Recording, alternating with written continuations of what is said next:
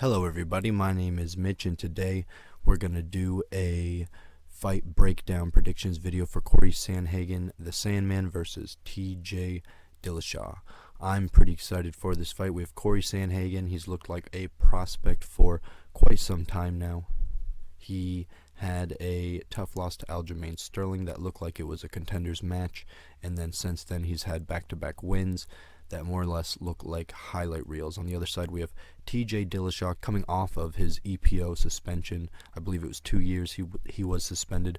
Before that, he climbed to the top, fights the top in Cruz, and then has a rivalry match with Cody Garbrandt. But we'll get into all of that in a bit. So here we go with some stats with the fighters. Let's get started. We have Cory Sandhagen, United States, 28 years old, 5'11", 135 pounds, 70-inch reach, 40-inch leg reach.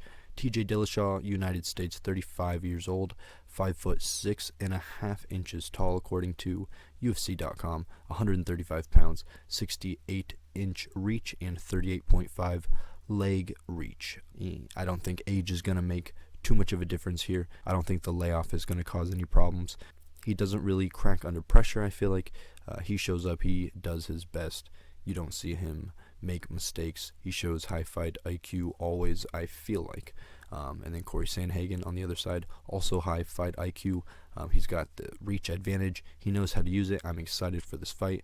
Let's look closer into it. So here we have TJ Dillashaw's Tapology page. If we go down here, for the purposes of this video, I am going to do Cruz back in 2016 all the way up until Cody Garbrandt.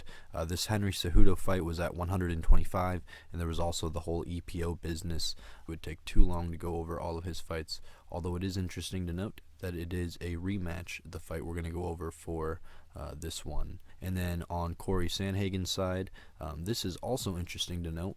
I'm going to go back as far as his John Lineker fight here, which is in 2019, so 3 years after where we start talking about TJ Dillashaw. Do what you want with that information, so let's go ahead and get started and start talking about these fights. Alright, first we have Dillashaw versus Cruz. This was a close fight according to the judges and the media scores here, as you can see. I thought Cruz won the first 3 rounds, essentially using his range. He got a few takedowns as well, but his range, his weird movement, and striking, again, I think the range is going to be important. I think that is the biggest takeaway from this fight, although the movement is a good takeaway as well, and just the different options of weapons Cruz had to offer for TJ Dillashaw. With the distance, range, movement combined, TJ Dillashaw did not have a lot of answers to Cruz, I thought, when I watched the fight. Next, we have Dillashaw versus a Sun Tzu and Dillashaw versus Lineker. In Dillashaw versus a Sun Tzu, he was able to kind of do what he wanted in the striking department for the rounds. It was an easy decision win for him. Feints were good. Distance was good. He was able to keep distance this time. His reach is longer than a Sun Tzu's. And then in the Lineker fight, we got to see Dillashaw's wrestling. He got a few takedowns, as you can see, completed 5 out of 6. Really warmed down and was able to grind that fight out as well. When range isn't an issue, Dillashaw's striking, hard to beat. His wrestling can be a factor. Dillashaw can grind you out, and we know that he has great cardio. So that can definitely be a factor in this Cory Sandhagen fight as well. I do see success if TJ Dillashaw chooses to pressure him up against the cage and go down that route. Alright, next we have the back-to-back fights of Dillashaw versus Cody Garbrandt. If you haven't really been following the UFC and you haven't seen these fights, you need to go watch them. This is like some Goku versus Vegeta stuff, some Naruto versus Sasuke stuff. This is just some great fighting. You need to go watch it. Now, I will admit that there were some good things for Cody Garbrandt, although TJ Dillashaw did win the fight. In the first fight, Cody Garbrandt actually dropped TJ Dillashaw, and if that fight lasted another 10-15 seconds, Cody Garbrandt probably would have won that fight. But there was another round, and TJ Dillashaw did land a head kick, and then eventually a hook, and ended the fight. And in the next fight, Cody Garbrandt did some good things. He actually, I think, stunned TJ Dillashaw and tried to capitalize on it, and then TJ just started throwing these like power rights, landed like 2-3 in a row, dropped Cody Garbrandt, and then won that fight. TJ Dillashaw does have longer reach than Cody Garbrandt, although I don't think that one played as much of a factor here. I think what played more of a factor was TJ Dillashaw's patience, and just technical ability, tools, mixed with Cody Garbrandt's willingness to brawl and his eager for the finish. But at any rate, we have TJ Dillashaw winning this one. But again, this was a really fun set of fights. You should watch them. There were very good things on both sides. In the end, TJ Dillashaw came out the victor. We learned that his striking is good, and maybe you don't want to get in crazy brawls with him. Something I don't expect Cory Sandhagen to do, but perhaps TJ Dillashaw may want to initiate. Next, we have Cory Sandhagen versus Lineker and Cory Sandhagen versus Assunção, two opponents that we just saw TJ Dillashaw also fought against. For Cory Sandhagen versus Lineker, we essentially saw outclassing in the striking department, and then eventually in the third round, it does end like the top right picture, where Lineker has that guillotine. Kind of, to me, seemed like Cory Sandhagen was going to survive in the end, but that's why on paper that is a close fight. I think it ended in a split decision officially. In the second fight, Cory Sandhagen against Assunção shows, outstriking ability again. He's able to move forward and backwards. He's able to just judge distance and switch stances. He threw a flying knee in both of these fights. That's something that could be relevant. I really think TJ Dillashaw could benefit from trying to push Cory Sandhagen up against the cage and trying to get takedowns, and that's something that Cory Sandhagen is susceptible to. We saw that Lineker here was able to control him, and later we'll see that Aljamain Sterling was able to do that as well. But at any rate, these were two good wins for Cory Sandhagen, showing how great of a striker he is, and how creative on the feet he is, and how dangerous it is to strike against him. Next, we have Cory Sandhagen versus Aljamain Sterling. Aljamain Sterling was able to get the rear naked choke quickly in the first round.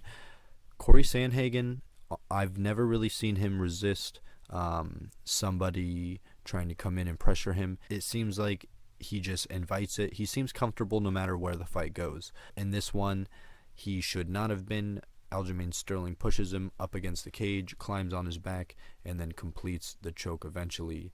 If TJ Dillashaw does try to pressure him, I'm not sure if he's a submission artist, but in the middle photo where Aljamain Sterling is pressuring Cory Sandhagen, I could see TJ Dillashaw doing a lot of that and causing clinch exchanges, which is one thing we don't see too much of from Cory Sandhagen. We see more of the distance striking and, the kicks, the crazy flying knees, stuff like that.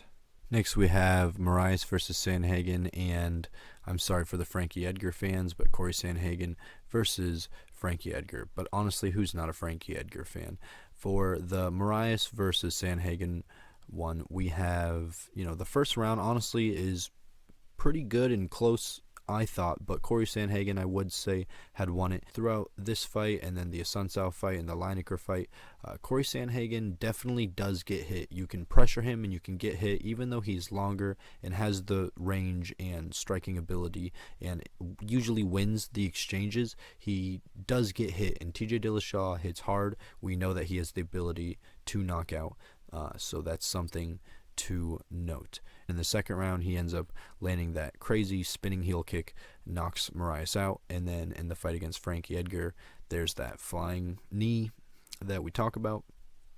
He kind of just backs up and then jumps up and knees Edgar in the face. So it's always interesting with Cory Sandhagen. Sometimes he's pushing, sometimes he's pulling, but at any rate, he's always using his distance, and it seems to be he seems to be baiting and feinting. He does a lot of feints and baits his opponents to do things to strike, and he tries to capitalize on that. He needs to be careful against Dillashaw. I could see him trying to go for the feint and getting clipped, or I could see him just letting Dillashaw come in and control him over 3 out of 5 rounds in the wrestling. With all of that being said, my pick is Cory Sandhagen. I think that his striking is going to be too good. I think that TJ Dillashaw could go in for the takedowns and the pressure, but I'm not sure if he will do it. And if he does do it, Cory Sandhagen's knees. I mean, after that Frankie Edgar fight, how can you not respect the flying knee? I think the Dillashaw fight kind of speaks the loudest. I could see Cory Sandhagen taking a lot from that in terms of the movement, in terms of the weapon, but then adding his own creative spin to it. I could see this fight not going 5 rounds just because Cory Sandhagen, if he catches you with some of his creative strikes, you tend to go to sleep, it seems. But at any rate, I'm super excited for this fight. I'm going with Cory Sandhagen. Thanks for watching this video. Please leave a comment and tell me what you think. If you liked it, hit that thumbs up button. And it's always the most important thing to hit the subscribe button. If you ever want to talk about fights, feel free to follow me on the other platforms. I'll leave those links in the descriptions. But that's it for me. We're going with Cory Sandhagen. I will see you guys Saturday. Peace.